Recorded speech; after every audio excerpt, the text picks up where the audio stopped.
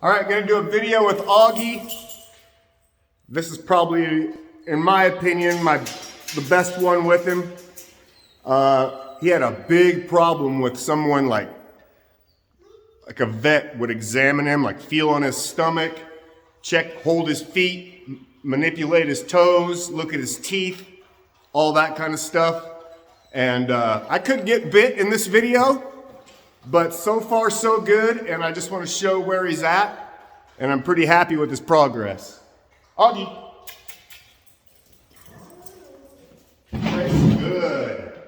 So first thing with Auggie, when you examine a dog that growls and snarls, you want to get them up on an elevated surface so they're not just on the ground where they're comfortable.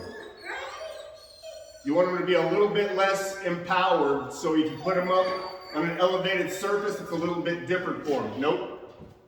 Good. Good. Nope. Come here. Good. Good boy. Now I want him to stand up. What I want to do is I want to hold his collar right here, kind of on the back of his head. Lift him up. Good. I'm going to feel his stomach. Just like a vet would do. Good boy. Good boy. Good boy. Good boy. If I want to look at his feet, I want to bend the foot backwards like this and expose the toes. Good boy. Good. Good boy. Back up. I don't want him to sit down. Good boy. Now look at this foot here. Good. Good. Manipulate his toes a little bit. Good boy. Good boy. I'm going to reward him every time he lets me do that. Good boy. But I'm also, good boy. Going to be a little bit forceful and not timid about it. Good boy, Auggie. Just come back around here and look at this paw. Good. Good boy. Yes. Now notice this whole time, I've kind of got a hold of his collar, so if he tries to lunge up, he's not going to get all the way up to my face. And if I want to look at his teeth, good boy. Sit. Good. I'm just going to grab those teeth like that, and he does need his teeth cleaned. He needs some serious dental work. Good boy. Good boy. Good boy. Good. Good boy. Good boy, buddy. Good. Good boy. Hey, look. Good boy. Good boy. Good boy. And so I'm not going to keep him up here forever doing this because I don't want him to feel like he's trapped. So, okay. Good boy. Good boy. And he comes right back up, so he didn't really mind that too much at all. Good boy, dude. Good boy. Okay.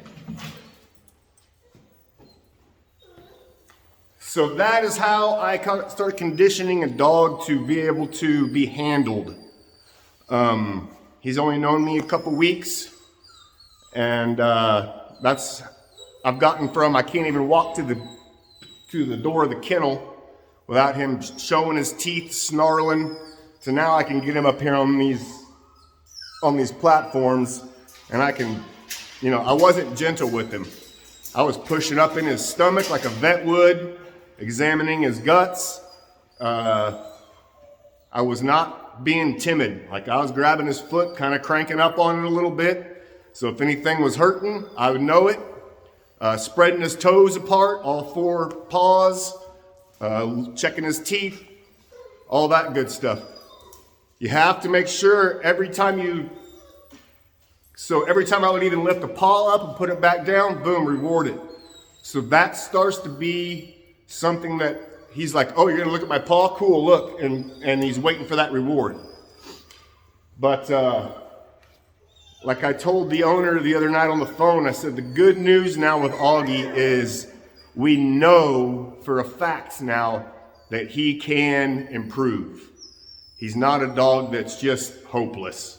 He's come such a long ways already. It's unbelievable. And I think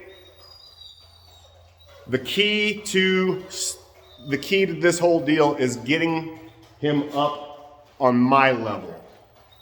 If I was to be down on the floor with him doing this, he's a lot more brave and a lot more empowered feeling. And he's not going to just let me do that. That's when he's going to start snarling.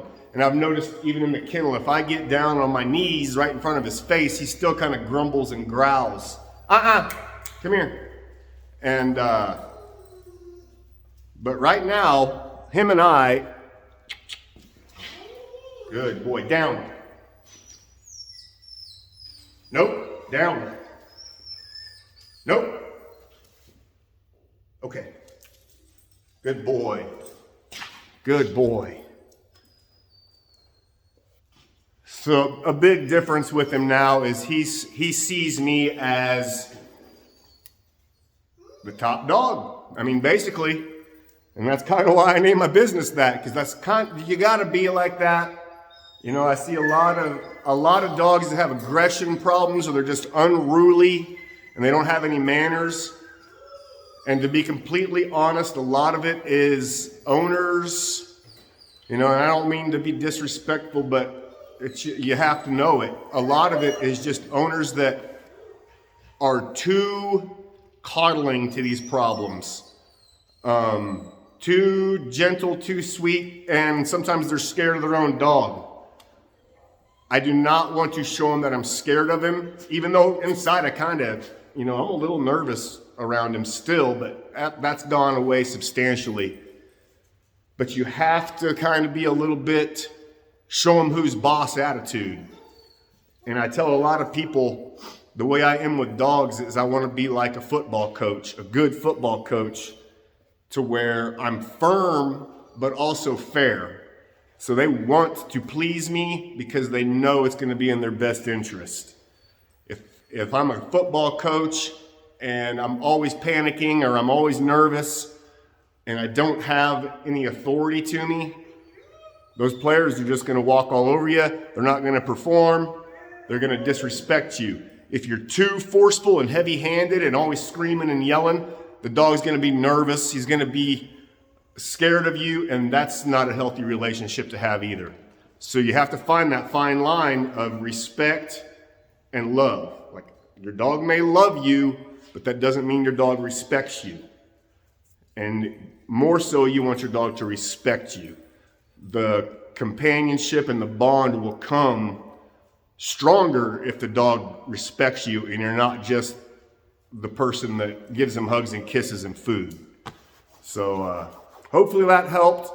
That's my theory anyway. I'm sure there's a million other people that'll say I'm wrong or they got this theory or that, but that's just how I am with it, and I've done pretty good with that theory. So we'll talk to you on the next one, and toodles.